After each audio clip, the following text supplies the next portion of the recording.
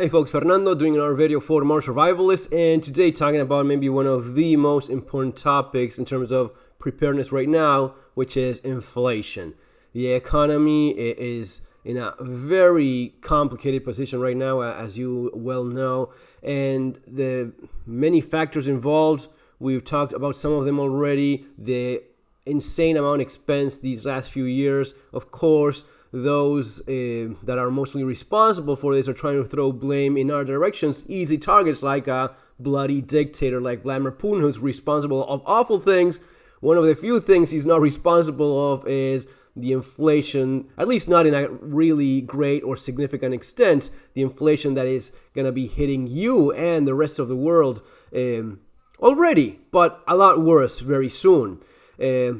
The factor is minimal in compared to the insane amount of spending and just printing money nonstop these last few years.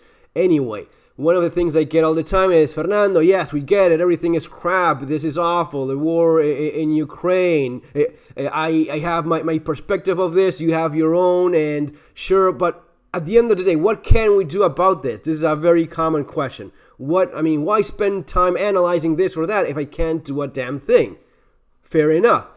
Inflation, though, there's a lot that you can actually do, and this is what I've been specializing in for last 20 years. This has been bread and butter for me. For those of you that have been following my channel and my work for many years, you know that I'm from Argentina. Argentina is this country right here that when you look up inflation in Wikipedia, you have this beautiful mass of land. Fantastic country extending from north to south with all kinds of climates. You have glaciers down here. I've been actually down there. It's actually quite interesting.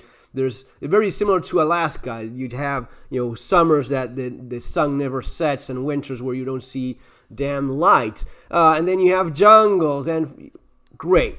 Still, because of mostly political and economic causes, the country has always been a mess, especially in terms of the economy. And as you see here, it's one of the worst countries in terms of inflation. You have Venezuela, you have Argentina, and then you have a couple other places that are in somewhat of that similar line. But Argentina, Venezuela have always been top of the chart in terms of inflation. Do you have any idea what it's like to live with 25% inflation? This is from 2019. Imagine how things are right now. Anyway, of course, no, you don't have a damn idea because you've been living probably either here or here where you had all of this 0 to 2% inflation, which is nice, fantastic. This is changing drastically right now, and you're simply not prepared. You could not have, this is not just me doing my opinion on YouTube. This is my opinion based on a lot of experience through this, so it's not all the same. My opinion is not as significant or as useful for you as someone that hasn't gone through any of this stuff. You could not have any possible idea of the implications of what you're going to be going through actually pretty soon. So, getting to it finally. What is it that you can do about inflation, and how is it that you should be preparing? Lots of these things you just Google online quickly and find it. And some of it is this is a known thing. This is a known factor. Number one, I have a list here so as to not miss anything.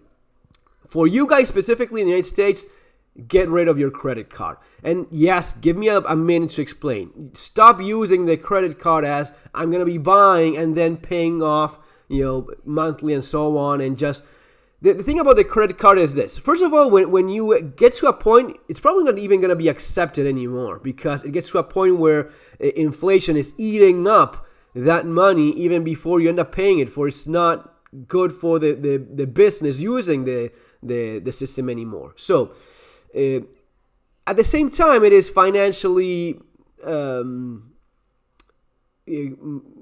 motivated by the companies themselves, because as those interest rates keep going up and up, they are just fleecing you. They're bleeding you dry through that system. So the best thing you can do is start using cash as much as you can. Every time you spend money literally out of your own pocket, you're going to be a lot more careful about it. So get rid of your credit card, or maybe not get rid of it, but don't use it anymore. Try to get as much rid of it as possible. And the exception to this, so getting to this point, is yes, there are certain moments where credit can be beneficial for you, especially at first. looking at some of the discounts you can actually get if you're smart about it and you control yourself on not spending money on stupid stuff with your credit card, then yes, there are certain benefits you can get. People have told me, hey man, but I get this 2% off, or I get 5%, 2%, whatever it is, and that's very useful for me. That's a lot of money for me. Yes, if you can control all the other crap in which people usually spend their money on with your credit card, that's great. Use it like specifically for this thing, not as a common method of purchasing stuff. Stick to cash as much as you can. Also, if you're making monthly payments for something that's not going to be adjusted to inflation, yes, of course, that may be a great idea for you. You have fixed payments monthly that's not going to be adjusted for inflation. Yeah, of course, with the inflation you're already seeing right now. This is why these kind of things are very rare in Argentina. And whenever you have like fixed payments, like paying throughout the year, yeah, people jump on that, of course. And yes, for that, you probably need a credit card or debit card of some sort. So yes, those would be the exceptions, but be very careful with this damn habit of just buying stuff and then looking at making the payments, whatever that is, because it's one of the main reasons why people cannot live within their means. And that's going to be some other point. That's actually point number 2. Live within your means. This is particularly hard for you guys in the United States. Europe, there's a little bit of a difference. In the United States, there's this thing of living up to the Joneses, is it? Let me know in the comments if I'm getting that line right. So there's this thing of apparenting, pretending to be more successful, richer than you actually are. There's this thing about, yes, material wealth being way too important. It is. I love capitalism. I adore it. I actually think that capitalism has been dead for a while, and what we have now is a commie, when it's convenient, capitalist, when it's my own money kind of system that's kind of perverse and evil. True capitalism would mean that companies rise and fall all the time, no matter how big you are or how small you are. That would be the true capitalist system. In a true capitalist system, there would be no such thing as too big to fail. That is evil. That's what you have right now in the United States and the rest of the world, correct? So, again, to my point, I love the idea of capitalism, but it's also very sad that the only thing you could focus on in your life is material stuff, the crap you have all around you. Throughout life, I've lived quite a bit for a guy my age. I'm not a kid anymore, but man, I've moved around, lived in different places, got rid of literally pretty much everything I've had, and then you just buy it again. Sure, it's easy when you actually have the money for doing it, and it's a lot harder when you don't, but really, it is just stuff. The thing that matters is yourself, your health, the people around you. That's the thing that matters the most. If you have that, man, you can do anything. Literally, you can have an awesome life if you dedicate yourself and put your mind to it and work hard, work smart as well. It's not just about working hard like an animal. A donkey or a horse could work hard all day long and he won't be achieving anything. Don't do that. Be smart about it and be efficient in the way you spend your time. Most of all, take care of yourself, take care of your family. That's the only thing that matters. The rest of the stuff, trust me, it comes and goes, and it doesn't matter nearly as much. But this damn habit or cultural thing of, I have to pretend to have a huge mansion. And some of those houses I've been in them, they're crap. I mean, they're awfully built. The McMansions that are built to terrible standards. It is downright pathetic to have this the pretending to be a mansion when it's a house made of literally paper. It's not a brick wall. It's just horrible materials, but pretending and buying crap you don't need, buying cars you cannot afford, especially now, feeding them the gas is through the roof. So all of this, you need to adjust your mind. You need to change that chip in you and see, you know what? I don't give a damn anymore. I don't give a damn about pretending to have things I really don't care much about, or I just simply cannot afford. Maybe I do love having a huge, new truck, whatever it is that gets your gears going, but you cannot afford that. Just adjust and get rid of that. Live within your means. That's number 2, and that's very important. If you have the money for it, again, there's people that make a lot of money and they're always broke because their expenses just don't go along with that, and they're not being careful enough with it. Number 3, buying bulk is actually a great way of saving quite a bit of money, especially if you're looking at the average guy, middle class. You're a family, 4 or 5, whatever that is. For most of the middle class, expenses that are food, power, your typical bills. That's a big part of your expenses, and food and some of the other things you end up using in your household all the time, you can save quite a bit if you buy bulk. Now, I'll raise my hand here, be the first to admit that, yeah, I don't always do that myself, right? I did used to do that a lot myself when I had no other option. You kind of, squeeze every penny. But it's still sound advice. If you are, and some people are better at it than others. This is also the humility. Be humble and accept what your flaws are and the things you see that you could do better. Maybe you're not doing them, but maybe make a bit of an extra effort and try to change that. You kind of tend to do that when you're out of options. But if this is maybe something I could improve on. Maybe I could organize myself a little bit better and buy this stuff that I'm going to be using it. How much soap do you use? You're going to be using the same throughout the year, right? Why just buy a week or a month worth of it? Why not buy bulk, hand soap, washing machine stuff, detergent, all that stuff that you use all the time and it's not going to be expiring anytime soon. Find something that you can buy in bulk. Maybe find something that's a cheaper alternative. Often, my wife is particularly good at this sort of thing of, I bought this thing that was, cheaper and it actually works just as good or even better. Yeah, fantastic. You found something that's not only saving you money, but just working just as well or maybe even better. If that's the kind of thing you like doing, I know there's the entire coupon thing in the United States. I don't know how good it is right now, but anything you can do just to save on those grocery bills, that's fantastic. Number 4, learn to cook. This is something that, again, very typical of guys in the U.S. We go out for lunch, we go out for dinner, you buy takeout, you order stuff. Or you're buying some of those little meals. Sometimes those are quite cheap and they're quite bad as well. So be careful with that. You are probably buying stuff that's more expensive than it should be and not even as healthy for you. A lot of that is just saturated with salt and it's awful tasting. Learn to cook. You're going to be saving a lot more money and you're going to be healthier as well. Just buy a damn bag of rice and beans and cook that and just try it out with different things. As simple as that is, it's going to be maybe one of the more healthy meals you could ever have. And yeah, learn to cook other ways as well. Being Argentine, I like doing asados. I don't do them nearly as much as I'd like because, number of reasons, but it's instead of giving you a good example. Let's say in my household, in my family, when weekend, hey, why don't you do an asado this weekend? My wife tells me something like that. Yeah, sure. That is, it's not as cheap as a bag of rice and beans. It's a bit more money, just to actually put good quality meat on the grill. But it's not as expensive as going out to a nice restaurant.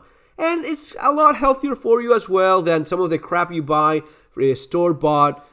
And learning how to cook, it's going to be saving you a huge amount of money because you learn how to, improvise stuff. For example, you do an asado or what you guys would call a barbecue and you have some leftover meats. Well, that could go perfectly well with a stew with those same rice and lentils. And out of nothing, you created yet another meal and saving a bit more money. This is one of the biggest expenses for a lot of people, especially the more you go down from middle class to a lower class. It's becoming more and more of a thing that, putting food on the table, it's getting more expensive. The more, the less money you have at your disposal, the more that's going to be squeezing you because kind of a priority to keeping the family fed. And is it this reality for you right now? Hopefully it's not. Could this be a reality for you when you hit that 25% inflation? Believe me, it has been for a lot of people. So start thinking this way. Learning to cook, you're going to be, whatever it is you take for typical. You work in an office, you work somewhere else, and you buy something during lunch. take something from home. It's going to be healthier and it's going to be definitely a lot cheaper too. Number 5, dropping your expenses as much as possible.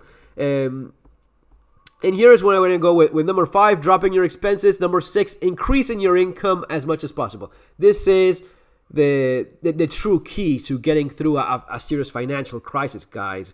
This is where it's really at. You have to minimize your expenses, the amount of stuff you spend money on, any monthly payments that, your gym subscriptions, work out from home. If you can't pay for it, fantastic. Or maybe you can't pay for it, but you just find it more practical to work out home. I just bought one of these water rowing machines. It's pretty nice and it's a good exercise for you. I'll leave a link below for you guys to check it out. I bought one of the more it's not the fancy water rowing one that is made of wood, very nice. I bought a more affordable one. I leave the links for both of those below. Maybe you want to check those out. It's actually good exercise. Anyway, going on on a tangent here, but my point is, if you're buying one of a bit of weights and some maybe you could buy even used. You save a lot more money. Learning to shop properly, buying used is a great way of saving money. I like doing that whenever I find something that's a realistic, good deal. Selling the stuff you don't need. That's another way of putting more money in your pocket.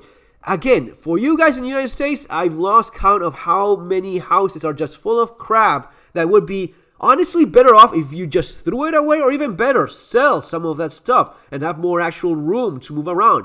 I consider myself a little bit of a hoarder and, just piling stuff that I probably don't need as much. Man, I am nothing compared to some folks out there that have their entire walls lined with stuff. It's impossible. And I drive my wife nuts because I keep my space kind of messy. The rest of the house is her domain. It's a lot more tidy, and I'm glad for that because I'm a bit of a mess myself. But many houses are just full of stuff that you just don't need, and it's just making your life miserable. Start selling all of that. It piles up. I've cleaned house before more than once. You have no idea how much money you make. If you sell everything, you make quite a bit of money. If you sell a lot of it or some of it, there's still some money in your pocket you could be putting to good use, especially right now with everything going on. But again, going to this point of minimizing your expenses. Cable bill. Do you watch much cable TV? Yes, no? It's going to be up to you. But, talk with your phone. But stop buying stupid phones all the time. I have my old phone. I'm not even inclined or wanting to buy anything new. There's 1,000 other things I probably would prefer spending money on. And, buying a new phone is really not top of the list. It works. It takes good enough photos, and that's it. It's doing everything I need. Why change your phone all the time? It's one of the most stupid expenses people get themselves into. Buying a phone with credit, you have to be messed up in your head for doing that, and there's people that do that all the time. Stop doing stupid decisions. Minimize your expense. Call your cable company. I talked with my internet provider a few months ago. You know what? Yeah, I'm going with something cheaper. Oh, really? Yeah, so I'm just canceling my service. Wait a minute. What? How much would you like? Literally, how much would you like? It was like haggling with some guy in Iraq or Afghanistan or Argentina in a fair. How much would you be willing to pay?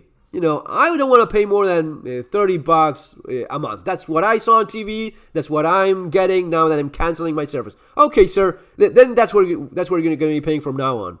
Okay, I dropped my bill to half. Just pick up the phone, spend a little bit of time, because those are expensive that eat you up, because they just go month by month. Before you realize, a year went by and you spend maybe $500 or $1,000 or God knows what on stuff that you could have perfectly avoided. So there's only a point where you can do that. I know that for a lot of people in developed countries, you can squeeze that quite a bit.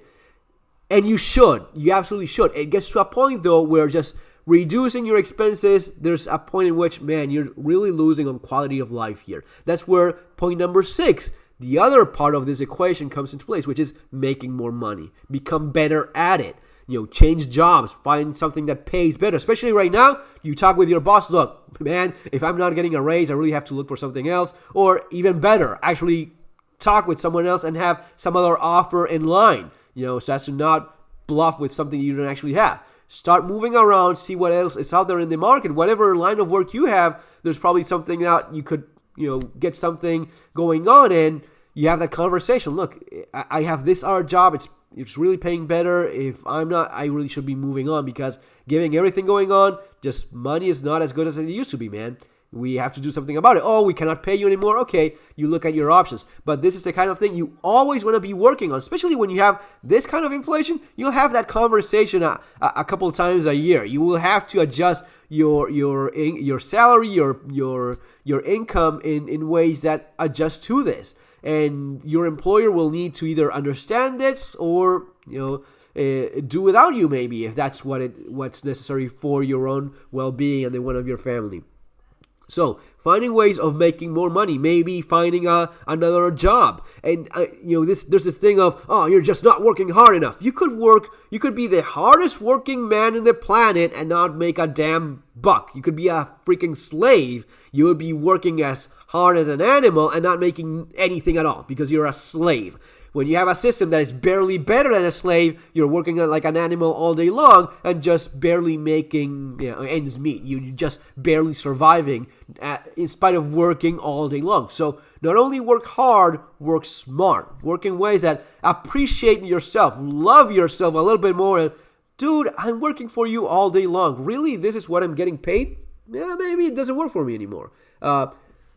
Invest in your education. Be qualified in things. Be someone that adds to other people's lives. That's something that you can monetize. And I mean, man, I've been doing this for a long time myself, and I'm not, it's not that people particularly like me or anything, but I can give them something that they need at a specific moment, especially people that want to prepare. Look, like this moment right now, people that want to prepare for inflation. Yes, that's something I could really help you out with, like I'm doing in this moment. This has value for people. Talking about that, if you're looking to really get prepared for this sort of thing, my book, the Surviving the Economic Collapse, specifically about this sort of stuff, you have it in Amazon, available below. People like it so much that I'm close to getting 1,000 reviews in Amazon. As always, asking for a favor there, drop the review if you like the book. That's really helpful. So you see this, you give people what they need, something that is of value for them. And yeah, that's one of the ways in which you can increase maybe you have some other side job. One of the things I explain here is finding ways of monetizing the things that you like. I always liked the idea of preparedness, of survival, of being ready for stuff. I've always liked firearms from a very early age. The survival has always been, and personally, when all of this went down in my country, I realized that there was not the kind of material that I needed for the situation I was going on right here when all of this was falling apart. It was not just the inflation; it was the entire country pretty much going up in flames, and president resigning, and martial law, and 5 presidents in a week because no one wanted to be the president of the country. When you're fucked when no one wants to be president of the country anymore. When 5 guys resign to the country in a week, yeah, that is bad, man.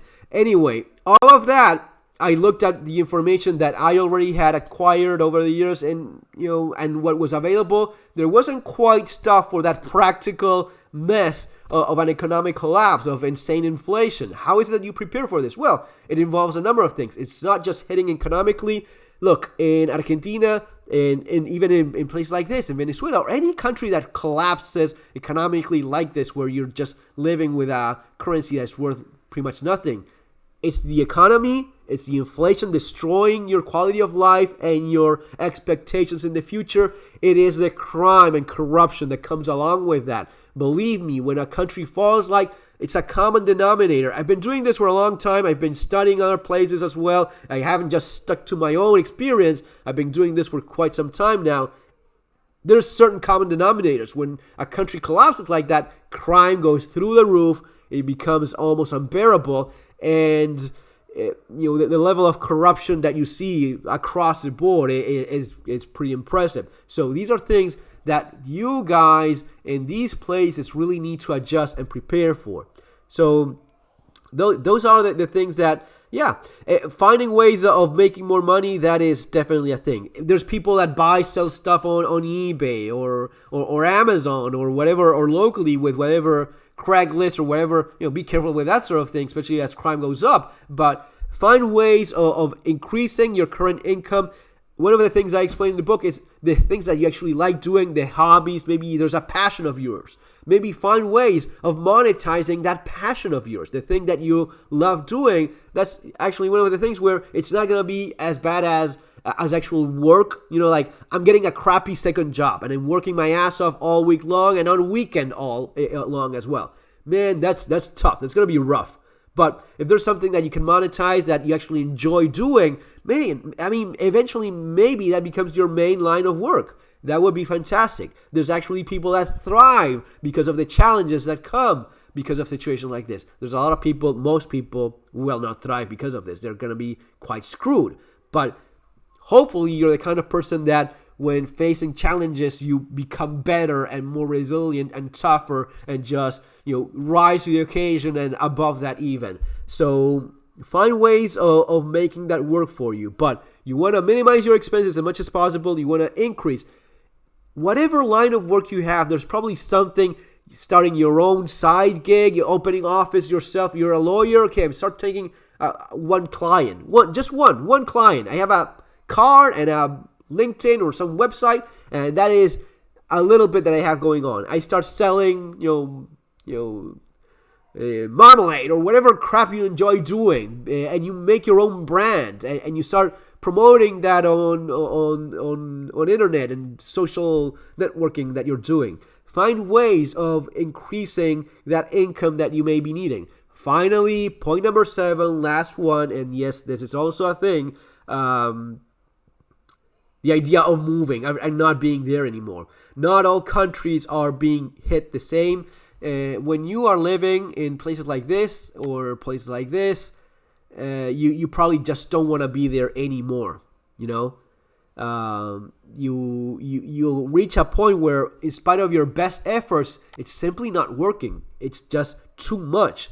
And even if you find solutions for the economic aspect of things, let's suppose you find ways of, you saw because there are opportunities when things go down. I explained this in the book, when all of this stuff starts failing, when the government cannot do its job even as crappy as it did it before, but even that is not as good as it used to be. There's opportunities for the private sector to come in, for the entrepreneurs to find options of, people cannot afford gas anymore. Maybe I'm commuting them. Maybe this is something I literally explain here. I literally explain here, when people cannot afford gas anymore, maybe your business is having a van or a minibus, and you just take them from your suburb to work, and you have that thing going on. People don't, especially in the United States with the crappy roads that you have, and not the crappy road, but the crappy public transportation system. At times, it's not existent. I've talked with people that there's nothing that would take me from where I am to where I need to be. And yes, the infrastructure is also in pretty bad shape. But most of all, this lack of public transportation that is somewhat working, it's kind of bad. And going back to my own experience, maybe this is useful for you guys. I had the option of, I had a train, buses, but they were pretty bad. The people, the kind of people using them were, but the option of a minibus, you pay a few bucks and you sit in a nice little bus, and that guy drives you back and forth, right? And he has his schedule. I've known of people that started driving their own minibus, and then they bought another. They hired someone, and they ended up with a damn fleet of minibuses driving people back and forth to the downtown of Buenos Aires from the suburbs. That has become, people became rich because of finding the niche, the opportunity, what people needed during times of crisis. This is literally something that may work in your community right now. If you look around your subdivision, everyone complaining about the price of gas. Maybe you offer a service like this, or meals, or affordable lunches. There's people that just park their little truck offering food in front of offices, in front of work sites, and you have a good product for a good price. Maybe that's something that you can do as well. Yeah, I have a little bit of paint there in my finger because I'm painting one of the rooms. Anyway, find ways of becoming more of an entrepreneur yourself, making more money, and that is going to be a huge part. But to the final point, moving, that is something that you may end up having to do. Maybe your state is in a particularly bad shape. Maybe it's about moving states. This is a thing in the United States where you have 50 states and the reality is quite different from one to the other. Maybe moving states is a solution. Now, when you have a nationwide collapse, then you maybe end up looking at living somewhere else. Even because you find a solution to the economic aspect, finding a solution to the crime problem, that's something that's just beyond your means. Accept those things and move on and go on with your life. Folks, that's going to be all for now. Really, if you want to prepare for this thing, my book would be one of the best tools. You have the channel, which I've been going on for many years now, full of information. Take care, guys. See you in the next video. Have a great day.